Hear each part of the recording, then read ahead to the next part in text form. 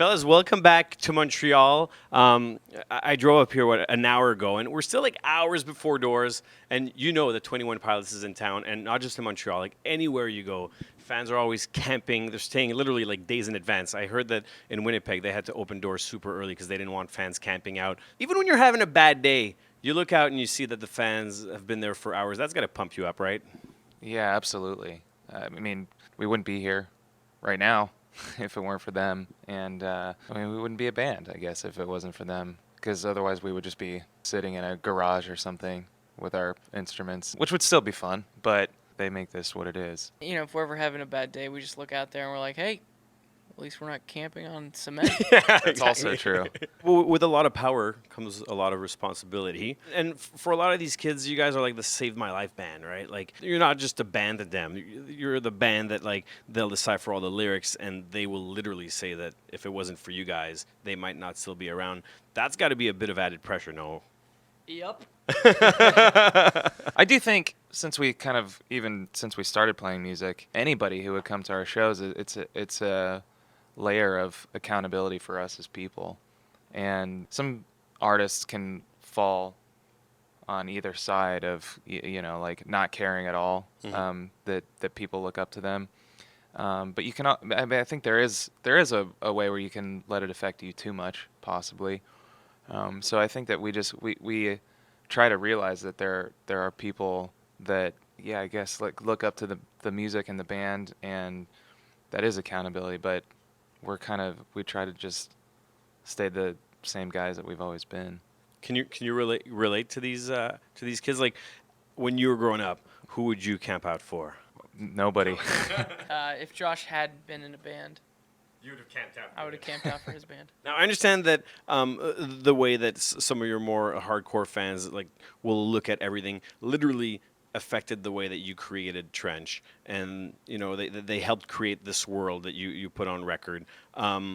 If it wasn't for them, if it wasn't for the people camping, you think you would have had a different album? No, they definitely affected ultimately what was created. I think that when we were making the record, we were very intentional about trying to keep everything blocked out, trying to get back to that place where we were when we first started working on music, when we first were a band. And in those days, we made for us. We made what we thought sounded good, what we wanted to say. And then all of a sudden, we wake up and people are listening, and then it threatens the innocence of creating something purely for yourself. You have to be aware that it is affecting other people, that other people are listening at that point. And there's actually a lot of pressures and outside influence that can creep its way into the songwriting process and into recording and creating a record. And even though we blocked out pretty much all of it, the one thing we did let creep in was our fans, was what they're expecting, what they want us to kind of continue talking about, the story, maybe some of the themes, things that we've related with them already. Why throw those away? Yeah. I think a lot of bands tend to feel like they need to reinvent themselves every single record so dramatically that they show up in their new era and they seem like different people almost. And you don't want to abandon what it is that you already created as a connection with your fans. At the same time, never feeling afraid to challenge your fans or challenge each other to grow and make something different. So it's really a balance between those two things. Right.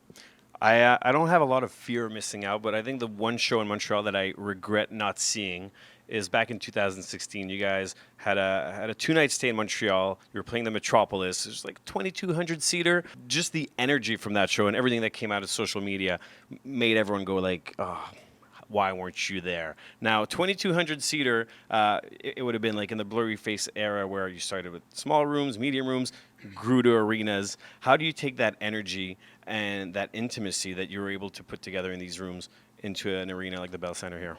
That's a good question. It is a little difficult to perform the same. I mean, there's logistic reasons why you can't perform the same. A lot of times in the smaller clubs, you can literally have a conversation with the person down in front of you, like, how are you? And everyone can hear them say, I'm doing well. And that you can you can build off that. You can almost go back and forth on that. Now, in an arena setting, you can't really have that back and forth. We've also noticed that even if we have some sort of narrative plan or we want to communicate something or say something on stage in front of 10,000 people, we are constantly being influenced by the front pit, the first few rows. And whether or not it's working or if they can hear what we're talking about, whatever information we get on how well we're doing usually comes from that section. And the bigger the shows, the more that section is purely focusing on just staying alive and not getting crushed by other people. So we find ourselves wanting to yell louder or to maybe over-communicate something, or maybe to forget about communication altogether because we notice everyone down there is not really paying attention because they're crushed, by it's hot, it's sweaty, you have to survive. It's just a part of the experience of being in the pit. But we have to realize as a performer, there's this whole other layer of people that are in the seated section that are further back, that even though we aren't getting, what we're saying isn't really bouncing off of them and getting all the way back to us, they're still hearing what we're saying. I don't know if that makes sense, but that's kind of a small thing that we learned as we started playing in bigger rooms, is to try not to lose that intimacy, even though it feels like chaos. And then in a couple of weeks, you'll be in Quebec at the Festival d'été in front of even thousands more of people. What did you say? Festival d'été de Québec. I didn't get it again. The festival. It's a festival. The Festival d'été de Québec. You guys are playing there on July 7th. It's like 2 hours east. de Quebec. Yeah, you got a few weeks to learn that. De Quebec. But now I'm supposed to say that from stage. Festival d'été de Québec. Nous sommes 21 pilots. Festival d'été de. Ah man, all right, I'll work. Festival d'été de Quebec. Quebec. July 7th. July 7th. Don't. I know those words. Put that in your agenda. Don't miss it. Anyways, over there will be like 50,000 people, so we'll have to take that answer and multiply it. I want to play a little game with you guys, Let's do it. if you guys are willing. Yeah. With these like super high-tech signs that we've put together. Okay. On one side there's Josh, on one side there's Tyler. You recognize yourself. Yeah. Between the two of you, who messes up the most often on stage? I think. Easily. All right, you agree on that. I think I have one job. And he is a lot. Thanks.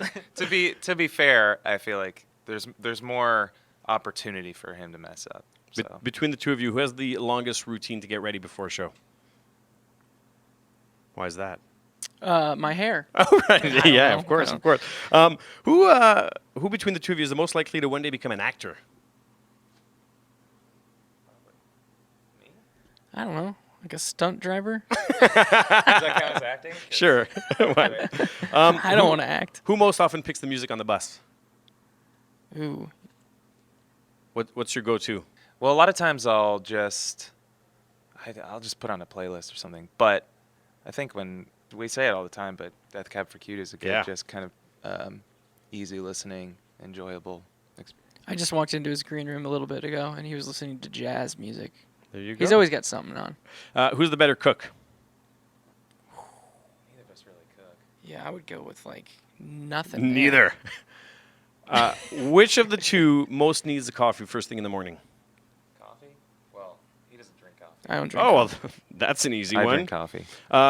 Which of the two is most likely to forget the city they're currently in? Tyler. Yeah? It's true. You see that cliche in a TV show or a commercial or whatever, the lead singer forgets where he is. I remember seeing that On The Simpsons.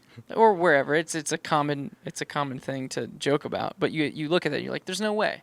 That doesn't make sense. There's no way he doesn't know where he is right now. And listen, most of the time I do. And when I say most, I'm talking 99.95% of the time I know where I am. But it's that 0.05% of me that's a little unsure that I just want a reminder. Just please remind me. Sometimes I'll go into the microphone that just goes to Josh's ear, and I'll be like, hey, can you tell me where I am one more time? Well, you guys are in Montreal tonight, and I want to wish you a great show, especially that in a few weeks you're going to be in Quebec. Yeah, Festival d'été de Québec. There you go! Thanks, guys. Something like that.